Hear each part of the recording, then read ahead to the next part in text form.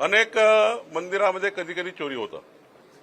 आता मुंबईच्या सिद्धिविनायकामध्ये जेव्हा चोरी झाली होती तेव्हा कोण अध्यक्ष होतं? कोणाचा अध्यक्ष होता? उद्धव ठाकरेंचा अध्यक्ष होता। मग तेव्हा उद्धव ठाकरेंचा राजीनामा मागितला का आम्ही? तिथे काम करणारा व्यवस्थित चूक झाली। उद्या कोराडी महालक्ष्मी आहे, मी त्या ठिकाणी आता अध्यक्ष होता, आता मी ट्रस्टमध्ये नाही आहे, आता अध्यक्ष नाही आहे, मी आता राजीनामा दिला आहे। पण उद्या तिथले अध्यक्ष आहेत आणि एखाद्या कर्मचाऱ्याने समजा तिथली चोरी केली तर अध्यक्षाचा राजीनामा घ्यायचा का? त्या कर्मचाऱ्यावर सजा झाली पाहिजे, त्यांना जेलमध्ये टाकलं पाहिजे। सेम राम मंदिरात काय झालं असेल, अयोध्येला झालं असेल, त्याच्या लोक पकडले गेले, कडक कारवाई केली, यानंतर चोरी होण्याच्या कडक बंधन त्या ठिकाणी कसं करता येईल ते बघितलं।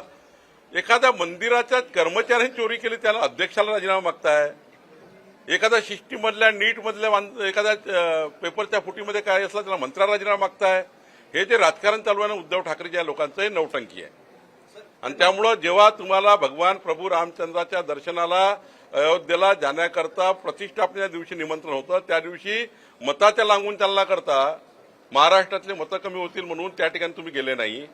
तुम्ही भगवान प्रभू रामचंद्राचा तिरस्कार आयुष्यभर केला आणि आता तुम्ही त्या ठिकाणी असे आंदोलन करून या ठिकाणी काही मिळणार नाही आहे, काही भेटत नाही आहे।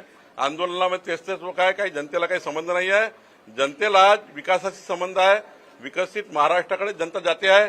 त्यामुळे जनतेला अशा आता काही आंदोलनाची भूमिका काही घेणं नाही आहे। जनता आता ही देवेंद्र फडणवीसजी आणि महाराष्ट्राच्या विकासाला समोर जाते आहे।